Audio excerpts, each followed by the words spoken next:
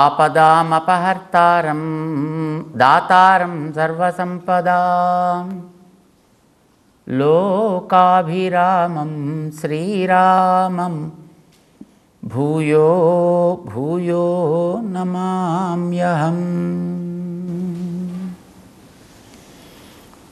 జై శ్రీమన్నారాయణ. ప్రియ భగవద్బంధువులారా, చూడండి, పెద్ద పెద్ద ట్రాఫిక్ ఉండేటటువంటి చోట్ల రైల్వే జంక్షన్స్లోనూ కూడాను ఆ రైలు తిరిగేటప్పుడు ఆ రైలు పట్టాలు, ఆ రైలు వచ్చేటప్పుడు ఈ ప్లాట్ఫామ్ రావాలంటే టక్ ఇలా మారుతుంది, నిర్దిమీకి వెళ్ళిపోతుంది, రాగానే మళ్ళీ ఇలా పక్క వచ్చేస్తుంది. అటుపక్కకి ఇంకో ప్లాట్ఫామ్ ఇది దాన్ని తగులుతుంది, దాని నుంచి దీనికి వచ్చేస్తుంది, అది రాగా ఇది వచ్చేస్తుంది, ఇంకో ట్రైన్ ఇలా వచ్చేస్తుంది, అది వెళ్ళగానే ఇంకో ట్రైన్ ఇటు వస్తుంది, మళ్ళీ మధ్యలోకి వస్తుంది, ఇలా స్ట్రైట్గా వెళ్ళిపోతుంది. ఇటు వెళ్ళేది, ఇటు వెళ్ళేది, ఇటు వెళ్ళేది, అటు వెళ్ళేది, అటు వెళ్ళేది. అక్కడ కూర్చుని ఆపరేట్ చేసేటటువంటి వ్యక్తి స్పష్టత కలిగిన వాడు కావడం చేత అలాగ ఒక ప్రోగ్రాం తయారు చేసుకుని దాన్ని కంప్యూటరైజ్ చేసి దాన్ని పెట్టి, అది ఒక్క క్షణం కూడా దానికి తీరిక ఉండదండి. ఎందుకంటే అన్ని ట్రైన్స్ తిరుగుతుంటాయి. నిమిషానికి ఒక ట్రైను, 2 నిమిషాలకు ఒక ట్రైను, 5 నిమిషాలకు ఒక్కొక్క ట్రైను వచ్చేస్తూనే ఉంటాయి, అవి దాని మీద తిరుగుతూనే ఉంటాయి. ఇది ఇటు అటు అటు ఇటు మారుతూనే ఉంటుంది. ఎక్కడ కాస్త ఏదైనా తప్పు జరిగినా బస్ ఇది వెళ్ళి మరో దానికి కొట్టడం, అక్కడి నుంచి కొంత ఏదో కొలాప్స్ అయిపోవడం, కొన్ని ప్రాణాలు గాల్లో కలిసిపోవడం, ఆస్తి నష్టం, ప్రాణ నష్టం, రకరకాల శ్రమలు ఇవన్నీ జరగడం మనం చూస్తుంటాం. ఎంత పద్ధతిలో సాగుతుంటాయండి. మన శరీరంలో ఉండే వ్యవస్థ చూడండి ఎంత తమాషాగా ఉందో. గాలి పీలుస్తున్నాం, అన్నం తింటున్నాం, గాలి వదులుతున్నాం, కానీ తిన్న అన్నం మళ్ళీ బయటికి రావట్లేదు. రోగం వస్తే వస్తుంది, అది వేరే విషయం అనుకోండి. గాలి పెడుతోంది, ఆహారం పెడుతోంది, ఒకదానికోటి అర్థం కావట్లేదు, ఆ లోపల మళ్ళీ ఏవో సంచారం చేస్తున్నాయి. గుండె కొట్టుకుంటోంది, లంగ్స్ పనిచేస్తున్నాయి, గాలి పెడుతోంది, రక్తం ప్రసరిస్తోంది, లోపలికి ఎడుతోంది, బయటకు వస్తోంది, క్లీన్ అవుతోంది, క్లీన్ అయింది మళ్ళీ రీసైకిల్ అవుతోంది, ఆ వచ్చిన చెత్త మళ్ళీ బయటకు వస్తోంది. What a kind of mechanism the body has. ఆశ్చర్యం కదండి ఇది మనం చూస్తే. ఒక్క క్షణం తీరిక లేకుండా, అయ్యో నేనేదో పెద్ద అలసిపోయాను, పొద్దు నుంచి పనిచేసి అని పాపం ఇలాగ చెమట ఓడ్చుకొని వెళ్ళి వాడు మంచమే పడుకొని నిద్రపోతుంటాడు. గుండె పడుకుంటుందా? లంగ్స్ పడుకుంటున్నాయా? రక్త ప్రసారం పడుకుంటుందా? వాయు సంచరణ పడుకుంటుందా? ఇవి మరి 24 అవర్స్ ఇవి పనిచేస్తున్నాయి కదా. ఎలా పనిచేస్తుంది? నీ శరీరంలో సాగేటటువంటి ప్రతి క్రియ నువ్వు అనుకున్నట్టుగా నీ వల్లనే జరుగుతోందా? ఇది మనం ప్రశ్న వేసుకోవాల్సింది. నేను చేస్తున్నానండి, నాదండి ఈ పని, నా వల్లండి ఇది జరిగింది, ఇలా చాలా మనం చెప్తుంటామని. నీ కర్తృత్వం ఎంతవరకు ఒకసారి ఆలోచించి చూద్దాం. మన శరీరంలో వరకే మనకి దేని మీద కర్తృత్వం ఉన్నది? ఏ ఇంద్రియం మీదైనా నీ కర్తృత్వం ఉందా? No.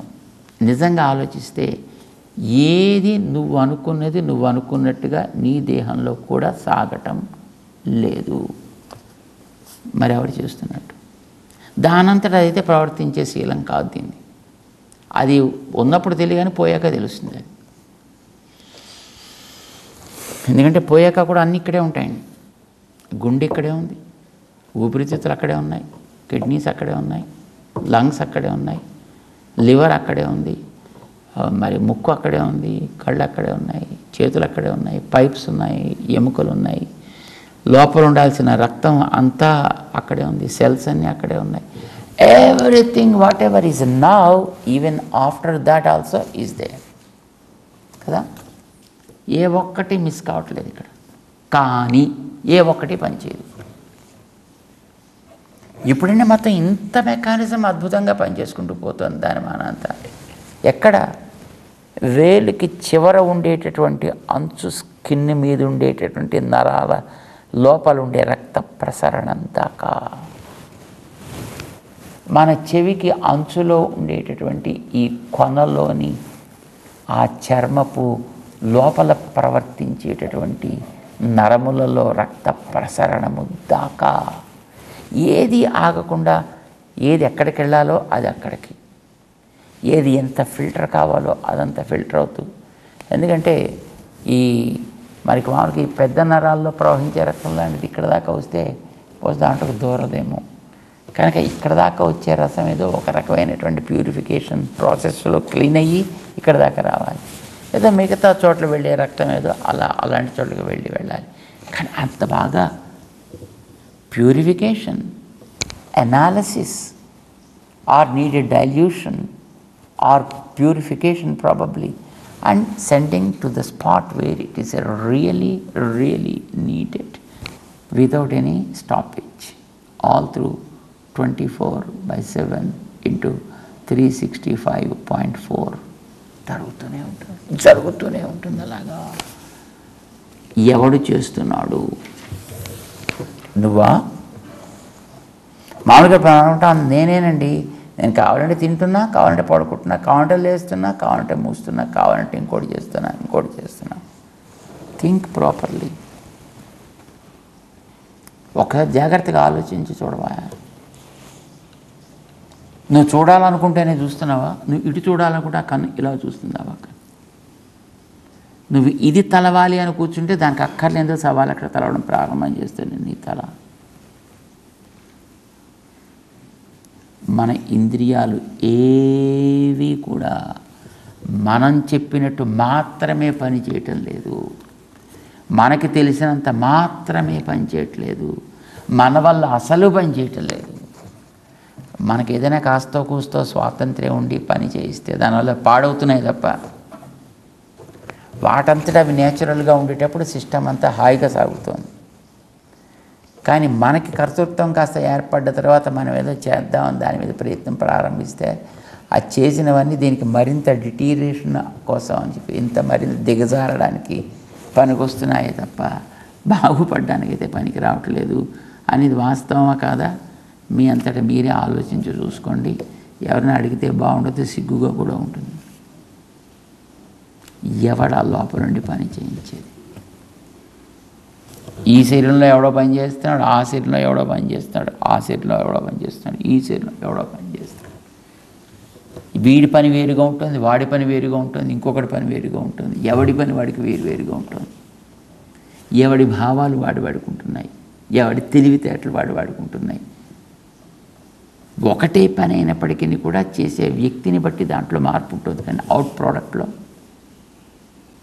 And commitments levels are different. So ఎవడు పని చేయించేది అని కాదండి. నువ్వెవడు ముందర? జీవుడా? నిద్రపోతున్నప్పటికీ రాత్రి మళ్ళీ ముక్కు గాలి పీలుస్తూనే ఉంది కదా. నిద్రపోతున్న తర్వాత కూడా గుండె మళ్ళీ 72 సార్లు లబ్ కొట్టుకుంటూనే ఉంది కదా. అప్పుడెవడ పని చేస్తున్నట్టు? నువ్వు కాసేపు పడుకుంటున్నావు కదా అని నీ గుండెకు కూడా పడుకుంటే నువ్వు పడుకోవాలి, నేను కూడా 5 నిమిషాలు పడుకోవాలి, వాస్తవం నువ్వేనంటే పెద్ద రెస్ట్ తీసుకునేవాడు. నేను తీసుకోకూడదా అని అది కూడా ఒక 5 నిమిషాలు రెస్ట్, 5 నిమిషాలు కాదు కూడా 1 నిమిషం రెస్ట్ తీసుకుంది అనుకోండి, మళ్ళీ వీళ్ళు లేవడం ఇంకా ఇలాంటి ఆలోచనలు చేసే అవకాశం ఇవ్వదు అంతే ఆ గుండెకి. అప్పుడు కూడా అది పనిచేస్తుంది, అప్పుడు కూడా పెర్ఫెక్ట్గా పనిచేస్తుంది, అప్పుడు కూడా చాలా సమర్థవంతంగా పనిచేస్తోంది. ఎవడు చేస్తున్నట్టు ఇదంతా వేదాలు చెప్పాయి మనకి ఎవడు చేస్తున్నాడు. ఏషు సుప్తేషు జాగర్తి. ఈ జీవుడు నిద్రపోతున్నా, ఈ ప్రాణికోటి నిద్రపోతున్నా, నిద్రపోకుండా వెనకాతల లోపల ఉండి దీన్ని జాగ్రత్తగా నడిపించే ఒక తత్వం ఉందయ్యా. ఏమిటి ఆ తత్వం? దాని పేరే పరమాత్మ తత్వం. ఇది మనకి అందరిలోనూ ఉంటుందండి, అందరిలోనూ పనిచేస్తూ ఉంటుంది, అన్ని క్షణాల్లో పనిచేస్తూ ఉంటుంది. వీడు నిద్రించినా అది నిద్రించదు. దానికి విశ్రాంతి అనేదే లేదు. మరి అది పని చేస్తుంటే నేను చేస్తున్నాను, నువ్వు మీద మెలేస్తావేందా? ప్రపంచంలో ప్రాణి కోటిలో జరిగేటటువంటి ప్రవృత్తుల యొక్క కర్తృత్వాన్ని ఎవడైనా నాది అనంటే వాడిని చూసి కూడా మనం అంతే జాలిపడాలి. ఎవడైనా నేను చేశాను కనుక నేనే దీన్ని అనుభవించాలి. లోకంలో అది కూడా ఉంది కదండి, నేను కర్తని కనుక నేనే దీనికి భోక్తని కూడా, నేనే దీని యొక్క ఫలితానంతటా అనుభవిస్తా అని ఎవడైనా అంటే మన అబ్బా ఈయన ఏదో మంచి కార్యక్రమానికి ఏదో నేను అనుభవిస్తాను ఇప్పిస్తాను అంటున్నాడు. నో, అసలు చేసేదే నువ్వు కానప్పుడు నువ్వు ఇచ్చేదేంది కనుక, చేసేదే నువ్వు కానప్పుడు నువ్వు భోక్త ఎట్లా అవుతావు కనుక నిజమైన కర్త ఎవడు? అహం సర్వస్య జగతః, ఈ జగత్తులో ఉండే ప్రతి కదలికకి కారణం నేనయ్యా అని చెప్పాడు ఆయన. కానీ మనకు ఆయన మీద నమ్మకం లేదు. నేను కర్తని అని అంటాడు. నేను కర్తని అని ఆడిదాకా వెళ్ళే కర్తృత్వాన్ని వెనక్కి లాగి నీ మీద పెట్టుకున్నావు కనుక దానివల్ల వచ్చేటువంటి మంచి చెడుగులకి నువ్వే భోక్త కావాల్సి వస్తుంది. నా మీద కాదు అని పెట్టుకున్న వాడికి ఏది అవసరం లేకపోయింది. మనం చాలాసార్లు అనుకున్నాము, ప్రహ్లాదుడు తన మీద కర్తృత్వం పెట్టుకోలేదు దేనికి, కనుక ఆయన దేనికి కష్టపడాల్సిన అవసరం రాలే. అన్ని వెనకాతలు ఉండేటువంటి ఆ శ్రీహరి చూసుకున్నాడు. మనం ప్రతిదానికి కర్తృత్వం నాదే అని పెట్టుకుంటున్నాం. ఏం చేస్తాం? దానివల్ల కలిగే ఫలితాన్ని కూడా నువ్వే అనుభవించి తీరాల్సి వస్తుంది. అలాంటివి మనం ఎన్ని పెట్టుకుంటున్నాం? పొద్దులేచేపడి నేను చేశా, నాది ఇది, నా వల్ల ఇది, నా కోసం ఇది, నేను సంపాదించుకున్నా, నేను తింటున్నా, నేను తిరుగుతున్నా, నా వాళ్ళు వీళ్ళంతా, నేను తెచ్చుకున్న వాళ్ళు. ఎన్ని నేనులండి, ఎన్ని నాలండి. పొద్దున్న లేచినప్పటి నుంచి మనకి పోనీ రాత్రి దాకా అంటే లెక్క పెట్టలేని చూడలేము. Forget about it. At least 1 or 2 hours practice చేసి చూడండి. 1 or 2 hours లోపల చేసేది వాడండి. కళ్ళు వాడంతటా వాడికి ఇష్టమై చూడటం లేదు. చూడండి, పాపం ప్రవచనానికి కూర్చునే వాడు ఎవడైనా పాపం చక్కగా విందామని కూర్చుంటాడు. కానీ కూర్చోగానే వాడికి అలా నిద్రపోదామని వాడని వస్తాడండి, రాడు. కానీ అక్కడ కూర్చోగానే వాడికి నిద్ర వస్తుంది. పరీక్షలకి చదివేవాడికి చదువుదామని పాపం మంచి శ్రద్ధ ఉంటుందండి. బాగా చదవాలి, బాగా జ్ఞాపకం పెట్టుకోవాలి, బాగా పరీక్ష రాయాలి అని ఉంటుందండి. కానీ పుస్తకం తీయగానే వాడికి నిద్ర వస్తుంది. వాడు కావాలని తెచ్చుకుంటున్నాడా? నో. మనకి కూర్చోగానే లోపల ఆకలిస్తుంది. మనకి పాపం ఇంకా ఇంకా ఇంకా ఇంకా విందాం తిందాం అని అనిపిస్తుంది, మనకి చేద్దాం చూద్దాం అని అనిపిస్తుంది. కానీ లోపల నుంచి ఎలకలు బయలుదేరుతాయి. ఎలకలు అక్రమంగా ఏనుగుల్లా మారుతాయి. ఇంకా ఆ ఏనుగుల పరుగులకి మనం తట్టుకోలేక ఎక్కడిదక్కడ పారేసి మనం గట్టిగా ఏదో పాపం దాన్ని సంతృప్తి పరచడం కోసం అని చెప్పి మనం మానసికంగా మాట్లాడకపోతుంటాం. రైట్? అంటే ఎప్పుడైతే కర్తృత్వాన్ని ఆ లోపల దాకా వెళ్ళేదాన్ని ఆపి అంతా నేనే చేసేదంతా నేనే, అంతా నా వల్లే అని అనుకుంటున్నామో, తెలుసుకున్నది నేనే జ్ఞాతృత్వం అహంకారం, చేసేది నేనే కర్తృత్వ అహంకారం, అనుభవించేదంతా నేనే, నేనే దీన్ని పొందాలి భోక్తృత్వ అహంకారం. ఇవన్నీ మన మీద అహంకారాలే మనం ఆరోపించుకుని బతుకుతున్నాం మన జీవితంలో. దానివల్ల మనం క్లేశాలని కొని తెచ్చుకుంటున్నాము. దేనికైనా ఒకటే మనం జ్ఞాపకం పెట్టుకోవాలి, మనందరం కూడా ఎవడో నడిపిస్తే నడుస్తున్నామే తప్ప మనంతటా మనము నడవటం లేదు. మీకు ఒకటే ఉదాహరణ. ఇప్పుడు చెయ్యి తెరుచుకుంది, చెయ్యి మూసుకుంది. ఎవడిది కర్తృత్వం దీంట్లో? చేతిదా? తెరుచుకునేది చెయ్యే, మూసుకునేది చెయ్యే.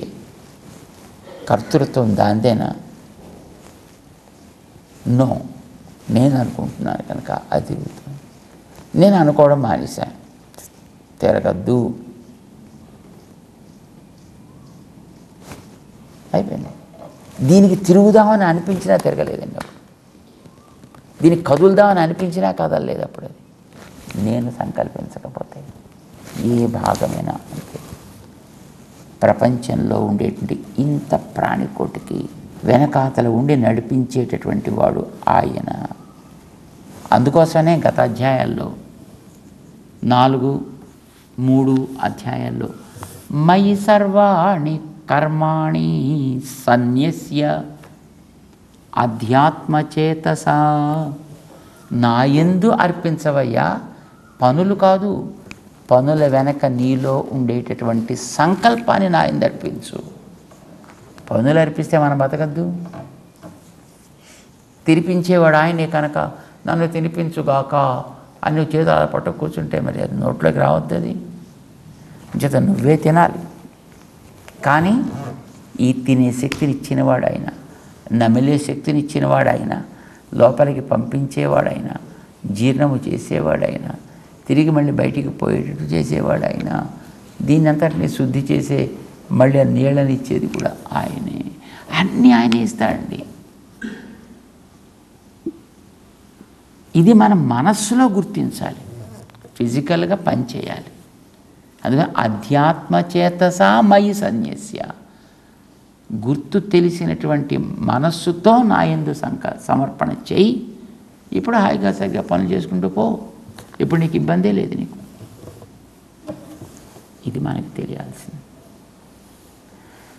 కానీ నిజానికి అది మనకి తెలియకపోవడం చేత కర్తృత్వాన్ని మనమే పెట్టుకుంటున్నాం. మనకి గుండెని మనమే నడిపిస్తున్నాం అనుకుంటున్నామండి. చల్ల గుండె నడిపిస్తున్నాం మనం. గుండె నువ్వా నడిపించేది? నీ చేతిలో కనుక గుండె ఉంటే నిమిషానికి 72 సార్లు ఎందుకు కొట్టుకోవాలి? అది నేను 2 సార్లే కొడతానండి నిమిషానికి, కొట్టుండేవాడు. లేదా 102 సార్లు కొట్టుండేవాడు. మనకు తెలుసును మన గుండెని ఇప్పుడు మనమే హ్యాండిల్ చేద్దామని ప్రయత్నం చేసేటప్పటికీ పాపం బీపీ పెరిగిపోవడం, లో బీపీలోకి వెళ్ళిపోవడం, అక్కడి నుంచి డాక్టర్ల చుట్టూ తిరగడం, జీవితాంతం మందులు వాడుతూ బతకడంతో మనకి జీవితం గడుస్తుంది.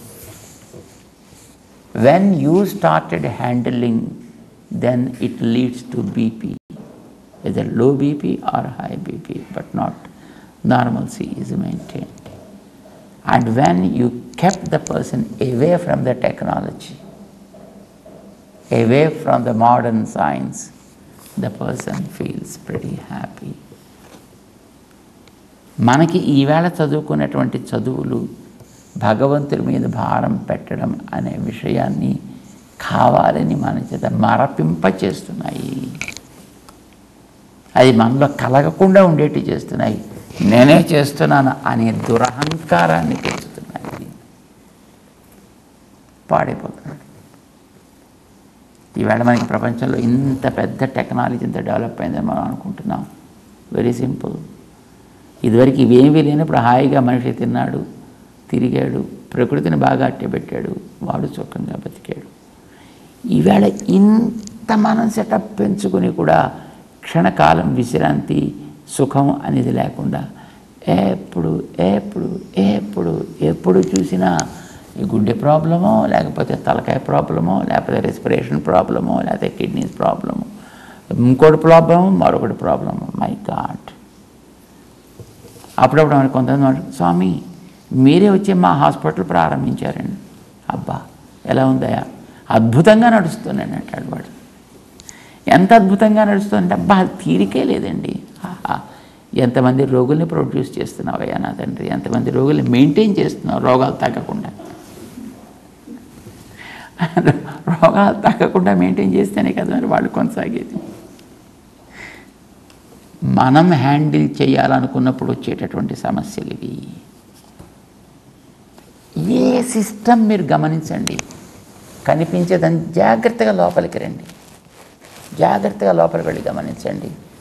Nothing is in our hands, everything is in his hands. దాన్ని అంగీకరించవయా అని చెప్తున్నాడు ఆయన. దాన్ని గుర్తుపెట్టుకోవయా అని చెప్తున్నాడు. అలా గుర్తుపెట్టుకుంటే నువ్వు సర్వభూతాత్మ భూతాత్మ అయిపోతావా. ఇప్పుడు నీకు ఏ పని చేసినా నీకేం బెంగ లేదు. ఇప్పుడు ఈ చెయ్యి ఏం చేసినా చేతికి ఏం బెంగ చెప్పండి? నేను బెంగపడాలి తప్ప. నిప్పుని ముట్టుకుంటున్నానా, నీటిని ముట్టుకుంటున్నానా, నేలని ముట్టుకుంటున్నానా, నేను ఆలోచించుకోవాలి తప్ప చేతికే ఉందండి. నువ్వు ఎటు దాన్ని ప్రసరింపజేస్తే వెళ్ళి దాన్ని తాకే ప్రయత్నం చేస్తుంది. అది కాల్తీ ఏడ్చేవాడు నువ్వు, చెయ్యి ఏడుస్తుందా ఏమిటి? ఏదైనా ఐస్ గడ్డ మీద పెడితే అది చీమని కాలుతుంది, చెయ్యా ఏడ్చేది? నువ్వే ఏడుస్తావు, నువ్వే పెట్టావు కనుక. మనకు అది తెలియదు కనుక మన మీద అవసరం లేని భారాన్ని మనం మోపుకుని ఈ ప్రపంచం అంతా మన వేలి మీదే నిలబడుతోందనేటటువంటి ఒక దురభిప్రాయంతో, దురహంకారంతో మనం కొట్టుమిట్లాడుతున్నాం, టెన్షన్స్ పెంచేసుకుంటున్నాం, దాంతో రోగాలు తెచ్చేసుకుంటున్నాం, డాక్టర్ని పెంచి పోషిస్తున్నాం, ఫార్మసీని పెంచి మనం పోషిస్తున్నాం, చివరికి సుఖం లేకుండా పోతున్నాం. కానీ ఒక్క పని చేస్తే చాలు. ఏంటది? ఆయన చెప్పినట్టుగా నీ మనస్సుతోటి భారం ఆయన మీద పెట్టు. ఇప్పుడు హాయిగా నీకు ఏది బాధ్యత అని సమాజం అప్పగించిందో ఆ పనిని చేసుకుంటూ వెళ్ళిపో. ఎక్స్పెక్టేషన్స్ లేకుండా చేసుకుంటూ వెళ్ళిపో. జరగాల్సినంత అది మంచిగా చేస్తుంది. నేను ఎప్పుడు నా చెయ్యి ఇబ్బంది పడాలి, నా చెయ్యి దెబ్బలు తగిలించుకోవాలి, నా చెయ్యి పని చేయకుండా పోవాలి, నా చేతికి ఏదో తెగిపోవాలని నేను ఎప్పుడు కోరుకోనే. నేను ఎప్పుడు నా చేతిని హాయిగా, అందంగా, ఆనందంగా ఉంచాలని నేను కోరుకుంటాను. నువ్వు వాడికి చేతిలాగా కా. ఇది మనకి గురువులు బోధిస్తారు. ఇది భగవంతుడు మనకి చెప్తున్నాడు.